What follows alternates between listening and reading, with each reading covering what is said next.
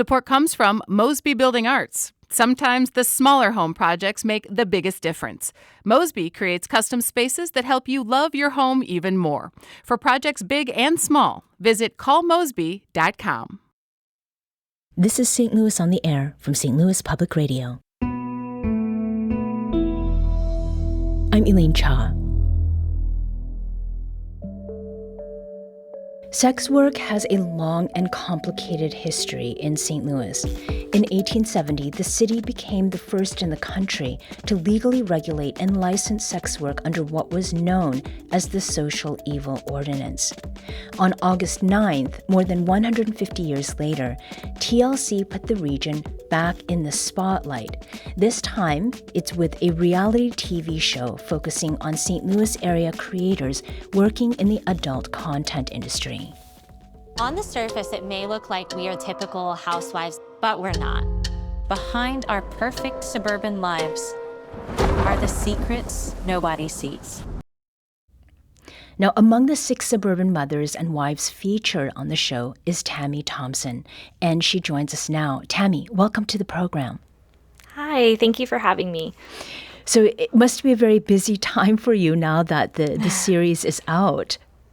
Yes, it's been a lot coming, but I am taking it all in. Mm-hmm. I'm curious as to why you decided to join our show to talk with us.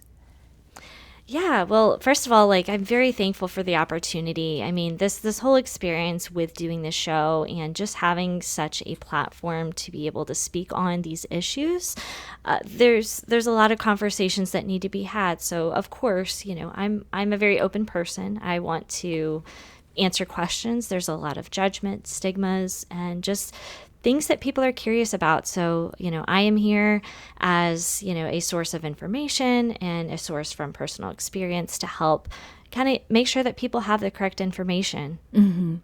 Now, I understand that you came into this work as an adult content creator not too long ago. Talk with us about what you did in the past, specifically for work.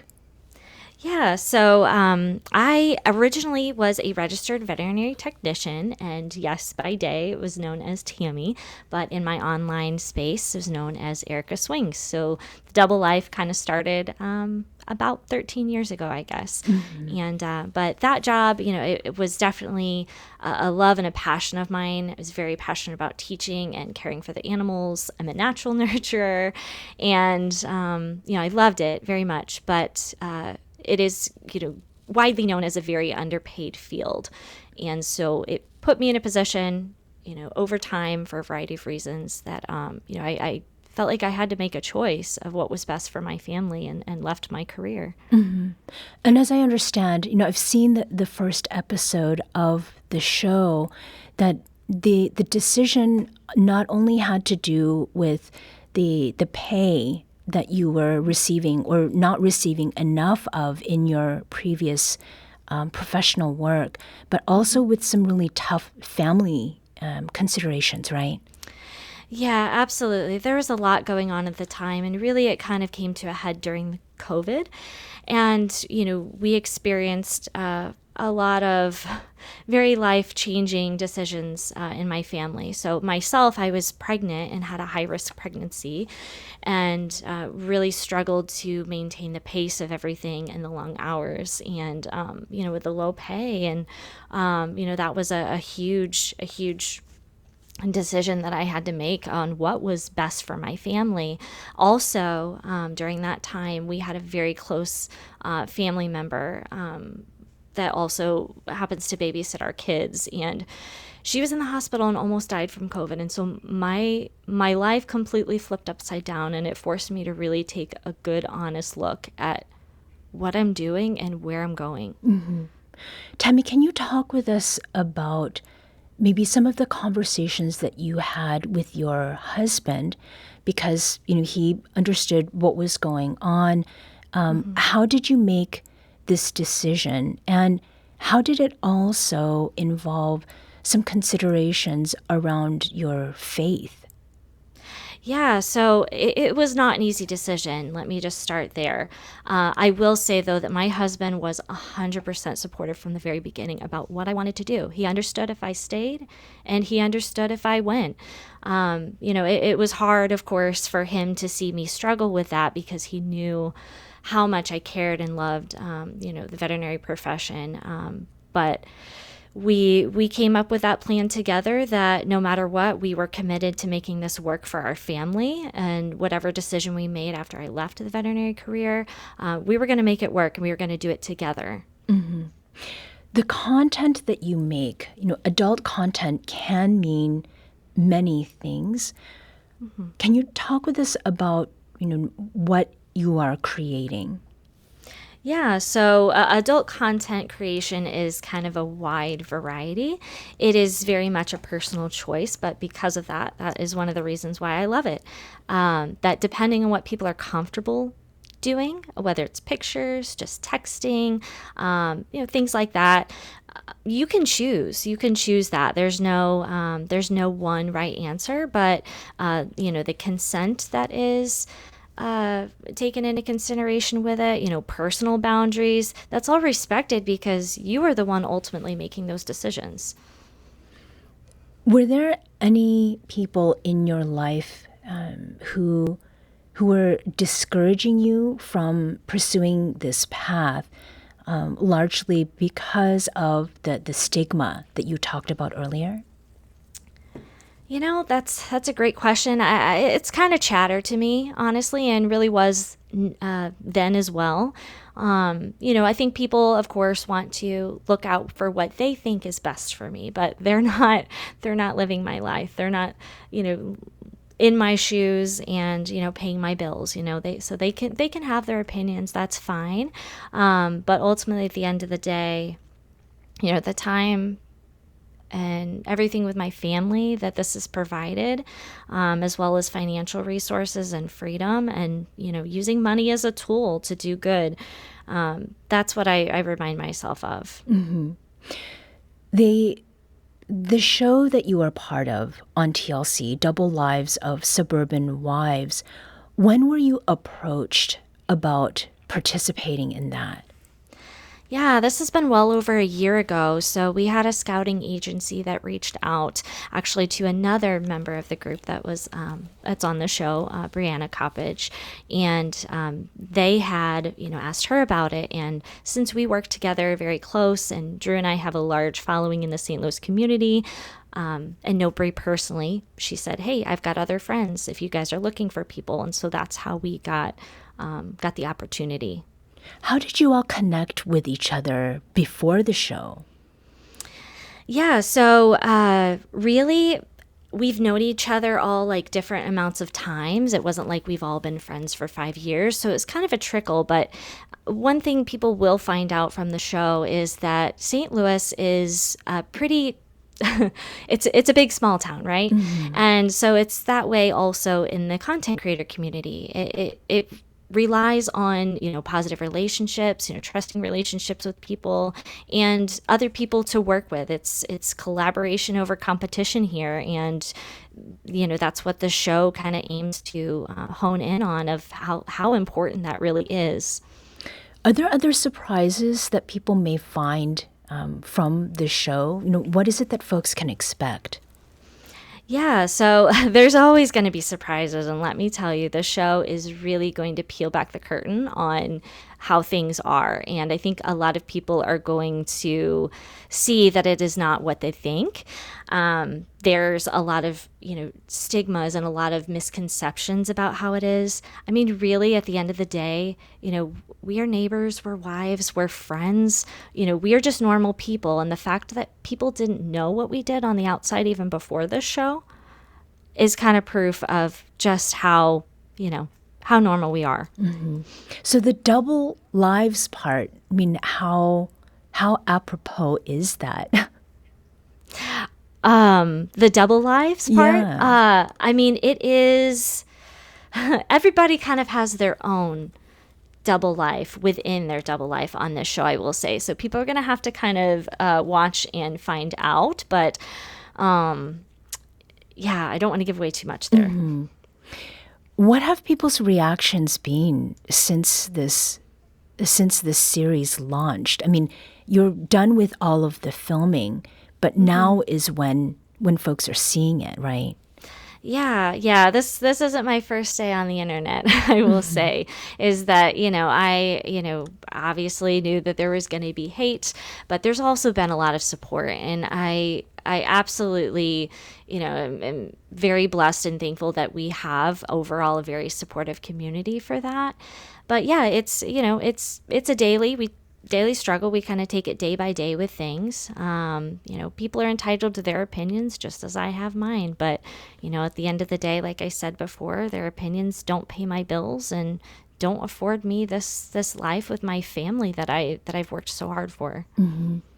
And when you say what you have been afforded, can you give us a sense of what the difference has been, qualitatively in your life since you decided to go, full into adult content creation?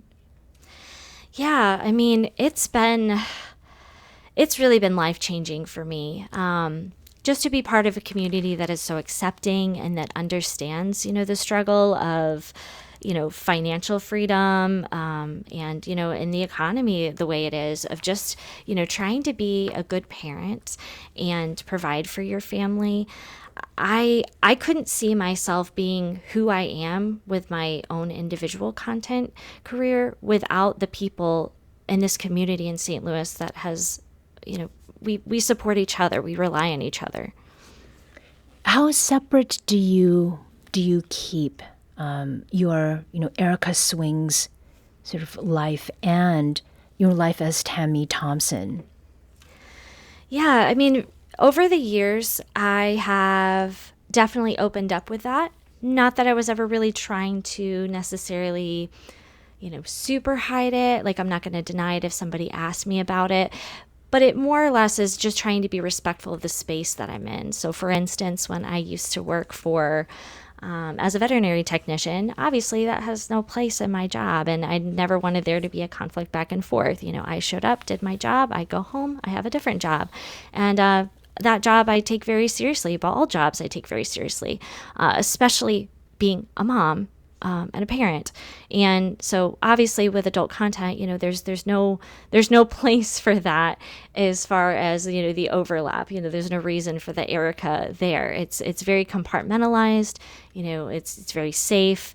And we just choose to be open about it, with people that we can, and inform people if they have questions. But yeah, in other spaces that it's just not appropriate, of course, we're not going to bring that up. Mm-hmm. We're going to take a very quick break, but we'll be back shortly to continue this conversation. This is St. Louis on the Air on St. Louis Public Radio.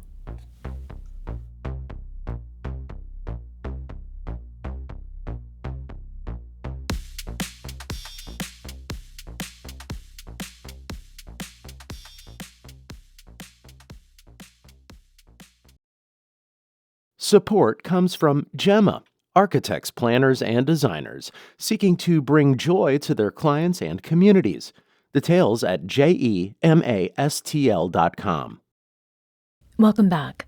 Let's return to our conversation about a new reality TV show on TLC focusing on several St. Louis area creators working in the adult content industry. We've been speaking with Tammy Thompson, one of the women featured in that series called The Double Lives of Suburban Wives. We also have another guest. Heather Berg is a feminist studies scholar who writes about labor, sexuality, and social struggle. She teaches labor studies and gender studies at UCLA and previously taught at Washington University here in St. Louis. Heather, welcome to the program. Hi, thanks for having me. So you've been hearing the conversation that I've been having so far with Tammy. What stands out to you most about what we've discussed thus far? I think in your conversation and also in even the first episode of the show, I'm just really struck by how much questions of class and economy are front and center. I was really happy to hear that in the show. It wasn't exactly what I was expecting from TLC, but in Tammy's comments just now, it just seems like all of these women are doing a lot of work to put questions of class, like really at at the center, and so that's what's standing out to me. Is there a specific example of where you were seeing that in that first episode? Well, I mean, the intro, so just to drop us right in with sex workers' conversations about the other jobs that they've done. I'm always asking people telling stories about sex work to start there, and I was just really happy to see that that the producers did just that. It's something that even a lot of academics forget to do. But as far as I'm concerned, the most interesting part of the story of sex work isn't about sex work at all. It's not, it's not the OnlyFans production. It's about what it feels like to try to make ends meet as a working mom on a vet tech salary, or doing retail, or working as a nanny. And so, I think it's really positive that that's where the conversation is being rooted. Mm-hmm. Tammy, do you consider the work that you do sex work, or does that not resonate as far as what you have understood sex work to be and what adult content creation is? I mean, it does involve sexualization. So yes, I would say it's sex work. Now, I am also aware of the stigma whenever people use labels like that happens, and that what people think of that. But I mean, we can call it what it is, but we can also help educate people on what that entails and how it is different for everybody. Mm-hmm. How do you think that the advent of the internet has affected the way people understand, this broad umbrella called sex work? Heather? I think there's a general sense that there are more people doing the work, which isn't necessarily empirically true. But certainly the visibility is much higher. And I think there is a general shift. I would say less because of the internet and more because of the kind of activist work that sex workers have been doing, particularly in the last 20 years, but certainly aided by social media and news outlets just like this one that are telling the story in a different and less stigmatizing way.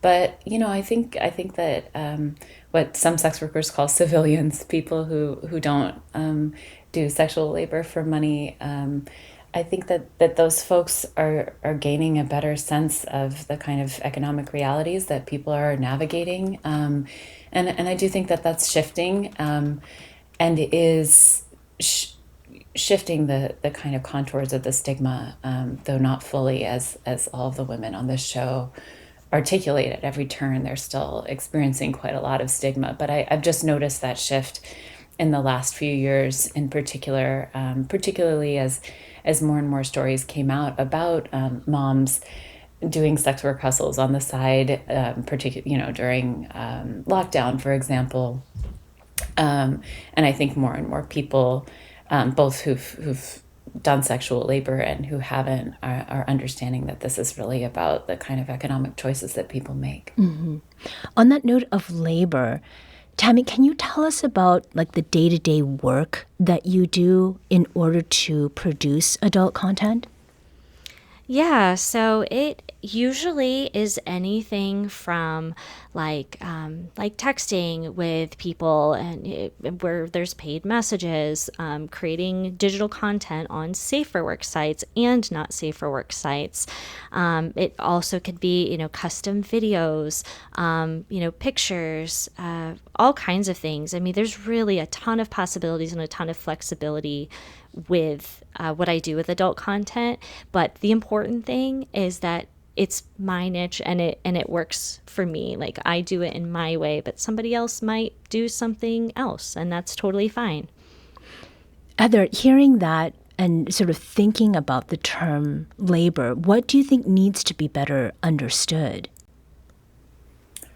Oh gosh, so much. I think, again, just situating this in the broader context of the other kinds of jobs that particularly, that working women do, that the kind of labors, there's some outside concern about emotional labor, about sexualization, about exploitation, and all of those things are present in all of the jobs that the women on this show have done before. People are sexualized in their nannying work, in their waitressing work, all of the time. They are exploited in the classic sense, in that someone's making more money off your labor than they're paying you. All of those jobs include everyday tedium and emotional labor and often daily humiliations. And so I think just putting it in that broader context, and then thinking about, as all of these women articulate, that there are some ways in which OnlyFans gives them a little bit of distance from some of the worst parts of the world of work. I think just really zeroing in on that conversation is where we should be putting our focus. Tammy, how would what number, that is, would you put on the number of hours that you work in a typical week? Oh gosh, that's hard because I'll be honest, my brain never shuts off. I'm kind of known as like a workaholic. It's like my drive, and it's what keeps me happy. But I will just say that, whenever it is family time, it is family time. And so, we do separate that very much.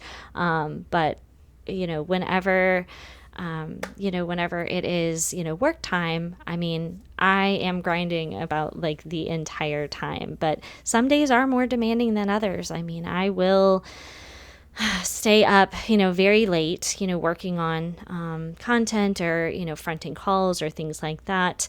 If we have, a kid-free night, something like that. But, I just try my very best to be available and to really continue to, hustle at this business, because it was not easily made. And I'm very aware of how like it could go away.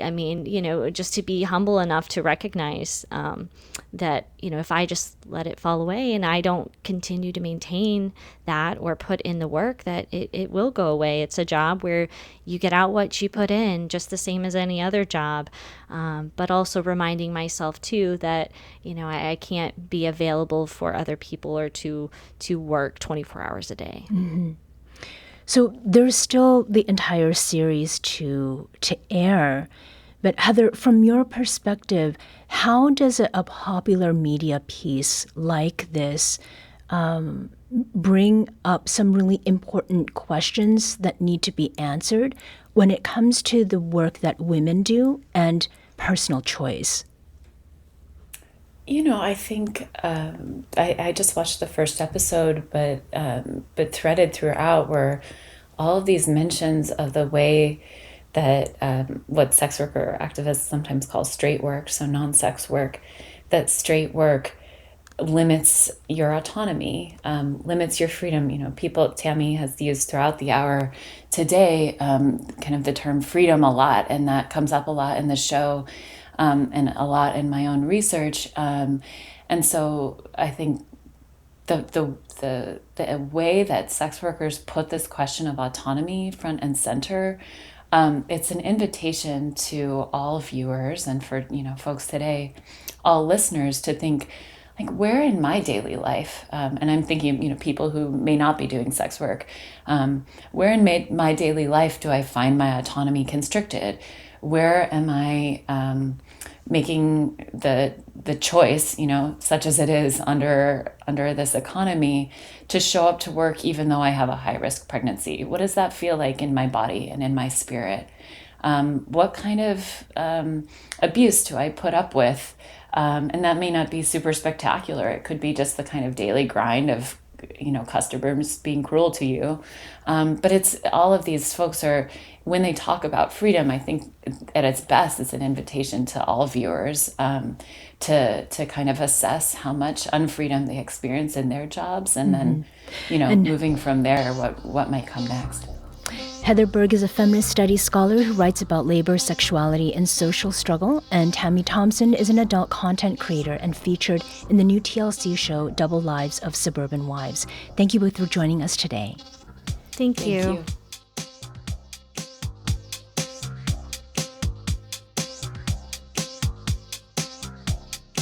This episode was produced by Lila Holobashich. Audio engineering and podcast design by Aaron Dorr. Our executive producer is Alex Hoyer. St. Louis on the Air is a production of St. Louis Public Radio. Understanding starts here.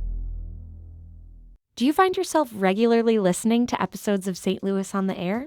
Suggest us to a friend you think might enjoy our conversations. And leave us a review and rating on Apple Podcasts on the App Store. It's the simplest way to help people discover our show. Thanks. St. Louis Public Radio is a member-supported service of the University of Missouri St. Louis.